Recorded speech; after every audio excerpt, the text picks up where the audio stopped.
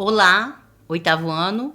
Olá, turmas, oitavo ano A, B e C. O assunto da nossa aula hoje é o gênero textual poema, né? Uma matéria, é um conteúdo muito gostoso, principalmente para quem gosta de ler e para quem ainda não gosta de ler, é um bom começo. Nós vamos aprender primeiro qual a diferença entre poesia e prosa. Muitas pessoas confundem o poema, que é aquela estrutura, né, em versos, em estrofes e versos, com a poesia, assim como não conhecem as características de um soneto. Entender as diferenças é importante até para que você possa apreciar melhor a arte das palavras. Entender as diferenças é importante até para que você possa apreciar melhor a arte das palavras. Então, após essa aula, todos vocês sairão dessa aula sabendo a diferença entre poema, poesia, soneto e prosa. Olha aí esse garotinho com muitos pontinhos de interrogação, né? Poesia. Vamos lá? Vamos ver se alguém vai acertar o que é poesia? Muito simples e muito gostoso de aprender. Poesia é um conceito mais amplo do que o poema e o soneto. Muitas pessoas acham que a poesia é um gênero textual, mas, na verdade, ela não está necessariamente relacionada à escrita. Mas ela não está necessariamente relacionada à palavra escrita. Onde pode ter poesia? Em um belo quadro, pode ter poesia numa música, pode ter poesia numa escultura, você pode encontrar poesia em um filme, em fotos, em imagens, no pôr do sol. Você pode encontrar poesia até em matérias jornalísticas. A poesia é a mensagem que o texto passa. Um belo quadro, por exemplo, pode estar repleto de poesia, assim como uma escultura, um filme, uma música e até mesmo uma bela paisagem pode estar cheia de poesia, como o nascer do sol ou o pôr do sol. Portanto, a poesia vamos guardar para sempre. A poesia é uma definição mais abrangente e contempla diversas manifestações artísticas e de formas de expressão. Então, a poesia, ela está em diversas manifestações artísticas. Depende da pessoa que está observando, né? Depende da pessoa que está observando. E de todas as formas de expressão. Eu estou assistindo uma peça teatral, a poesia. Eu estou assistindo uma apresentação na pracinha, várias moças, vários rapazes estão fazendo uma dança, uma apresentação, a poesia. Então, a poesia é a mensagem que nos passa. Esse quadro de Monet, conhecidíssimo, né, no mundo inteiro, é um dos quadros de um dos maiores célebres. O que é célebres, professora? Importantíssimos pintores impressionistas do mundo. Esse quadro, depois vocês podem abrir uma imagem maior na internet, vocês vão notar quanta poesia há nesse quadro. E depois também podem abrir outros quadros, né, outras imagens na internet e vão sentir a poesia.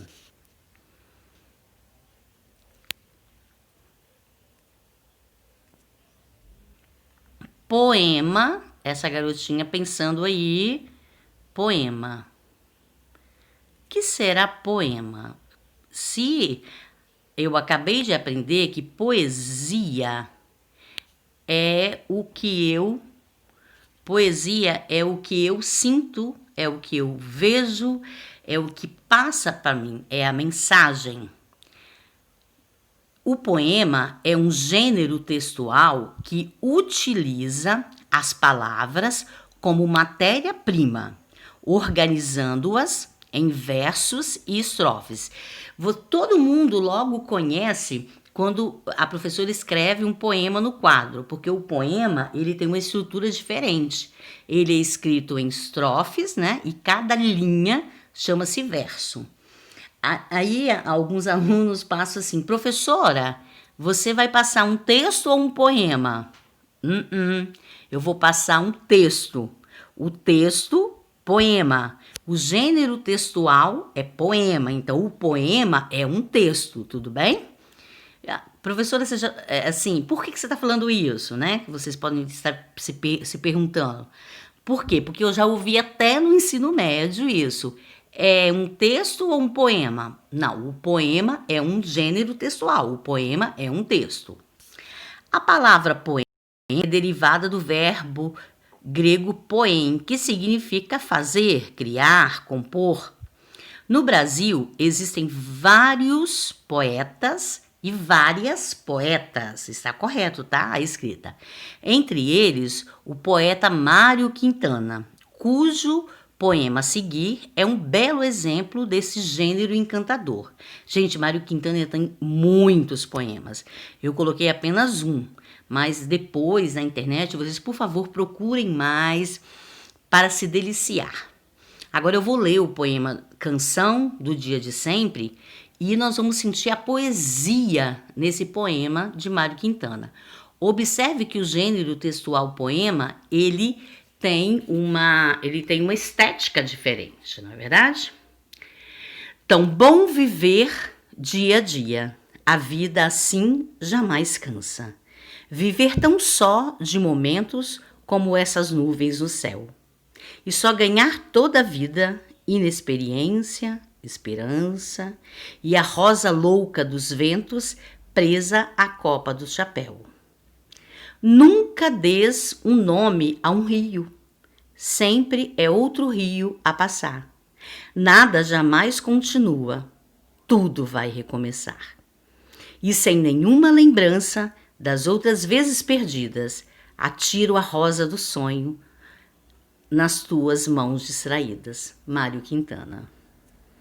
Quanta poesia, não é verdade? Vamos agora estudar o soneto. O que seria o soneto? Vamos lá? O que eu expliquei para vocês? O poema, ele é composto de estrofes. Cada estrofe pode ter 3 versos, 4 versos, 2 versos, 1 verso, 6 versos. O soneto é algo específico. Vamos lá. O soneto é um tipo de poema que possui uma forma fixa. O que é forma fixa, professora? Não muda. Ou seja, apresenta-se sempre com a mesma estrutura. Sempre, sempre, sempre. Eu quis inventar um soneto diferente. Não, o soneto ele tem a forma fixa, não inventa coisa. O soneto ele é formado por 4 estrofes, sendo 2 quartetos. O que são quartetos, professora? São estrofes com 4 versos. E 2 tercetos, 3 versos cada estrofe. Então, vamos lá. Qual é a estrutura do soneto? Ele é formado por 4 estrofes. Essas 4 estrofes, sendo que 2 dessas 4 estrofes, sendo 2 quartetos, que são 4 versos cada estrofe, e 2 tercetos. Cada estrofe tem 3 versos. Está claro o que é quarteto e terceto? Vamos lá. Escrever um soneto é tarefa para grandes poetas, mesmo porque, além da forma fixa, né, dessa forma que não muda, É preciso muito talento para seguir uma rigorosa métrica. O que é métrica, professora? E construir todos os versos com 10 sílabas poéticas. Então, cada verso precisa de ter 10 sílabas poéticas, os chamados versos decassílabos. Eu não vou entrar profundamente com vocês na questão da métrica, porque nós vamos precisar de uma aula presencial e no 9º ano vocês vão estudar isso mais, no 1º ano vocês vão seguir, tá? Aqui eu só estou apresentando para vocês o que é o soneto.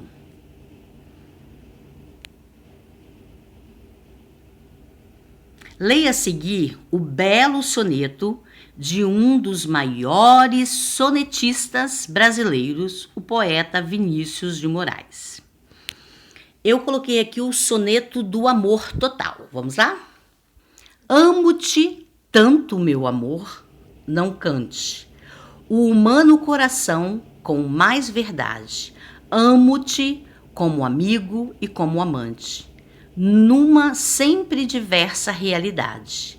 Amo-te a fim de um calmo amor prestante, e te amo além, presente na saudade. Amo-te, enfim, com grande liberdade, dentro da eternidade e a cada instante. Amo-te como um bicho, simplesmente, de um amor sem mistério e sem virtude, com um desejo maciço e permanente, e de te amar assim, muito e a miúde. É que um dia em teu corpo, de repente, hei de morrer de amar mais do que pude. Vinícius de Moraes. Como você pôde ver, o soneto é uma composição poética composta por 14 versos.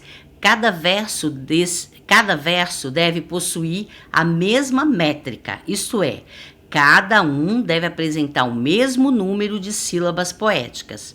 Geralmente, eles apresentam 10 sílabas poéticas, por isso recebe o nome de versos decassílabos. Alguns, todavia, são compostos por 12 sílabas poéticas, sendo então conhecidos como versos dodecassílabos ou alexandrinos. Essa forma milimétrica de construir o soneto é chamada de versificação. Além da métrica, elemento da versificação, outro conceito muito importante para o soneto é a sonoridade, ou seja, o posicionamento das sílabas fortes ou tônicas em cada um dos versos. Graças à combinação das sílabas, o soneto ganha sonoridade. Por isso que, ao ler, provavelmente você percebeu que o soneto é um texto extremamente melódico que pode ser facilmente transformado em canção. Ficou em dúvida? Veja como a versificação e a sonoridade funcionam, observando a escansão, decomposição dos versos em seus elementos métricos, de mais um soneto de Vinícius de Moraes. Soneto de fidelidade. Agora, no soneto de fidelidade, eu separei as sílabas, as sílabas, e vocês vão perceber as características do soneto assim claramente. Essa aula é o tipo de aula, né, que precisa ser revista, tudo bem? De tudo ao meu amor serei atento, antes e com tal zelo, sempre e tanto, que mesmo em face do maior encanto, dele se encante mais meu pensamento. Quero vivê-lo em cada vão momento. Em seu louvor hei de espalhar meu canto, e rir meu riso, e derramar meu pranto. Ao seu pesar, ou o seu contentamento. E assim, quando mais tarde me procure, quem sabe a morte, angústia de quem vive, quem sabe a solidão, fim de quem ama, eu possa me dizer do amor que tive, que não seja imortal, posto que é chama, mas que seja infinito enquanto dure. Vinícius de Moraes. Depois vocês podem contar, né? A questão das sílabas, das sílabas poéticas e dos quartetos e dos tercetos. E sentir a poesia que os sonetos de Vinícius de Moraes nos passa. Vinícius de Moraes foi considerado o poeta dos apaixonados, nome muito conhecido da literatura brasileira. Vinícius foi um de nossos mais carismáticos escritores. Seus versos povoam o imaginário popular. E nem é preciso ser grande entendedor de literatura para apreciar seus poemas. O mais curioso na literatura desse grande poeta foi o fato de ele ter se apropriado de uma forma antiga de escrever versos, dando a essa forma uma nova vida. Vinícius reinventou a arte de escrever soneto. Vinícius de Moraes foi um dos poetas brasileiros que mais fez uso do soneto. É uma antiga forma difundida por Camões, em Portugal. Quando vocês estiverem um pouquinho mais à frente, vocês vão estudar muito as obras de Camões. Atividade. Eu passei para vocês aí, um poema chamado Prazeres. Gente, eu não vou me atrever a ler o nome do poeta, tá? A fonte, né, que eu tirei são Poemas e Canções de Coimbra, lembrando que Coimbra fica em Portugal, Livraria Almedina, em 1975. O primeiro olhar da janela de manhã, o velho livro de novo... Peraí, vou recomeçar. O primeiro olhar da janela de manhã, o velho livro de novo encontrado, rostos animados, neve, o mudar das estações, o jornal, o cão, a dialética, tomar ducha, nadar, velha música, sapatos cômodos, compreender, música nova, escrever, plantar, viajar, cantar, ser amável. Vocês observaram que o poeta ele usou muitos verbos. E quando eu falei rostos, eu falei certo, tá, gente? Quando vai para o plural, ó, forno, fornos, ovo, ovos, rosto, rostos. Ah, professora, mas eu não gosto de falar assim. Mas é o certo, tudo bem? Eu indico que vocês não procurem só Vinícius de Moraes, só Mário Quintana, Camões, que vocês procurem outros poetas e outras poetas que têm obras maravilhosas e que vocês leem, né? É muito gostoso. E sintam a poesia em cada poema, em cada soneto, né? Eu pedi para vocês refletirem. De que forma foi construído o poema? Você vai refletir, você vai pensar. Eu não vou te falar, você vai pensar. De que forma foi construído o poema? Qual é a intenção do eu poético? Qual é a intenção que o eu poético teve nesse poema? O eu poético, ou também chamado de eu lírico, é quem fala no poema. Lá no texto narrativo, quem fala no texto narrativo é o narrador observador, o narrador personagem. Aqui no poema, quem fala é o eu poético, o eu lírico. Agora é sua vez de produzir um poema. Eu coloquei aqui algumas instruções para vocês seguirem. O que eu quero mesmo que vocês sigam, de verdade, a partir da questão 2. Eu quero que vocês escrevam o poema, não escrever por escrever um amontoado de palavras, não. Que o poema tenha sentido. Eu quero que vocês verifiquem se todas as palavras foram escritas de forma adequada. Dê um título bem criativo ao seu texto, que deverá ser entregue a mim, né? Ou a Gigi, solicitando, caso necessário, a realização de modificações na sala de aula. Não esqueça sempre de colocar as datas, né, em todas as atividades no caderno, tanto do site Conectados e tanto aqui do YouTube. Deixa-me falar uma coisa para vocês. Quando vocês forem escrever esse poema, né? Ah, professor, eu quero me atrever a ser um Vinícius, eu quero tentar escrever um soneto, tudo bem.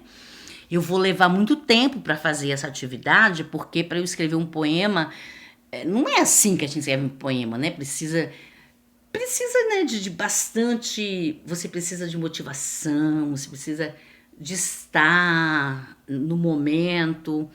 Faça uma lista de palavras primeiro no seu caderno. Pense em alguns assuntos. Fique à vontade para escrever o poema.